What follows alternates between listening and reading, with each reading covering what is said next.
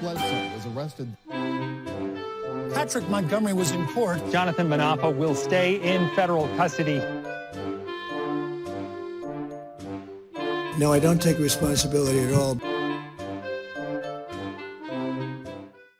47-year-old South Carolina resident Chadwick Clifton, goes by the name of Chad, started sharing election fraud conspiracies online on social media right after the 2020 election ended. And in some of his posts, he included violent rhetoric and threats. So, for example, in December of 2020, Clifton wrote, quote, "I always say shoot to kill. Do not waste your bullets. I pray what you're saying is true and that the inevitable never happens. I promise you this, you will find me in a pool spent brass, not a puddle of piss. I love America. I love my president. I love my family, and I love what we have. And anyone come between me and that, I can assure you will die. America for life." So Clifton's wife tried to pull him back from the edge. She wrote to him, quote, "I really feel like I'm losing you to some black hole that you're not going to come out of." And also, quote, "You have got to stop watching and believing all this shit you keep watching on TikTok."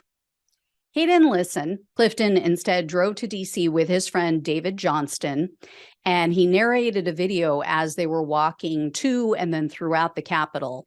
And as they neared the Capitol, Clifton's video showed barriers that had been pulled down by Trump's mob. And as he neared the front of a group that was confronting officers, his video captured the escalating violence.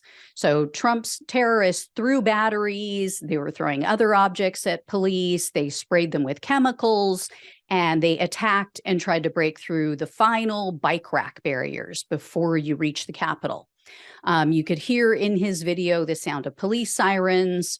There was also the warning that police issued to the mob to immediately leave the Capitol grounds. That was heard in the video.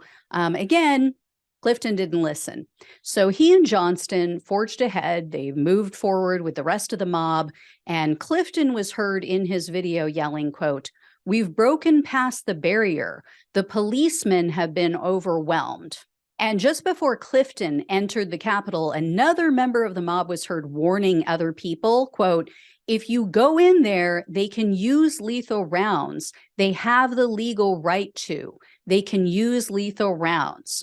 So Clifton was heard in the video questioning this person to confirm that he heard him correctly. And then he entered the building anyway. So this was just 7 minutes after the initial breach when Clifton went inside.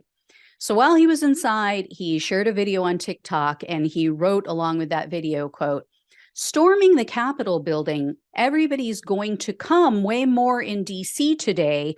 Firsthand, I was there." Okay, what? It's pretty full of himself, huh? Yes! Yes! Yes! Yes!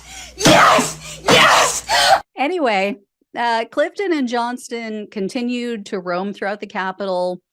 Clifton was recording all of the mayhem, all the violence toward police. And as they were headed towards an exit, this is after being corralled by the police and ordered to leave, Clifton recorded another member of Trump's mob who was smoking weed. Clifton took the joint from the man, and you could hear him say in the video, quote, "I don't give a fuck. We in Washington, D.C. burning it in the Capitol."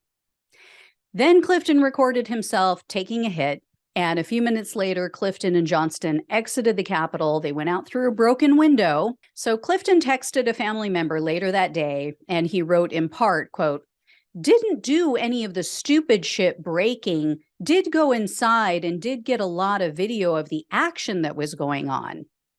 And in the days that followed, Clifton and Johnston were texting back and forth, and Johnston was threatening, quote, "This shit ain't over, and these motherfuckers are going to die this weekend." Then he went on to say that he believed in Trump and that Trump was playing chess and had a strategy. And Clifton also talked about John Kennedy Jr. showing up, apparently thought that was going to be a thing, and how he would expose the truth. you know, the JFK Jr. who died in the 1990s. And then he said that he was, quote, ready to fight to the last ducking drop of my blood or my breath. I mean, you gotta love spell check. Never, ever have I meant ducking, but, you know. And Clifton also said he had been, quote, collecting guns in armory and artillery for a long fucking time. And in February of 2021, Clifton and Johnston were again commiserating in text messages, and they agreed that they shouldn't admit any of their actions in the Capitol unless the FBI offered them an immunity deal. So Clifton was arrested on May 20th of 2022, and he was charged with entering a restricted building or grounds, 2 counts of disorderly conduct, and parading or demonstrating in a Capitol. In October of 2022, Clifton pleaded guilty to the parading charge, so he was looking at up to 6 months in jail, 5 years of probation, and $5,000 in fines. The prosecutor, though, requested only 21 days in jail, 3 years of probation, and $500 in restitution. Surprisingly, Clifton doesn't have a criminal history, but he did fail a drug test on November 9th of 2022, so that was in violation of his release conditions for the Capitol attack. And the prosecutor said that although he took responsibility for his actions, quote, he has yet to express sincere remorse for his criminal conduct. So Chief U.S. District Judge Beryl Howe presided over Clifton's case, and at the sentencing hearing, she asked him if he still believed the lie that the election was stolen. He didn't answer. Instead, his attorney spoke up, and the attorney said that Clifton was no longer interested in, quote, that type of political discourse. And he's now, quote, focusing on his family. In the end, Judge Howe sentenced Clifton to 21 days in jail to be served intermittently, 90 days of home detention, 3 years of probation, and a $500 fine, as well as $500 in restitution. So at least she gave the prosecutor what they requested. It should have been more. It really should have been more. I mean, this guy was threatening violence after the fact, and he admitted that he had a bunch of weapons. So I don't even know what to say.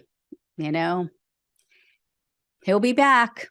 He's going to be like Arnold. He'll be back. Anyway, guys, if I hear more or when I hear more about this guy, I'll let you know. Thanks so much for watching and listening. Please like, share, and subscribe. Please donate. It really helps to keep the show going. I appreciate all of you. Love you guys. Take care, and I'll talk with you soon.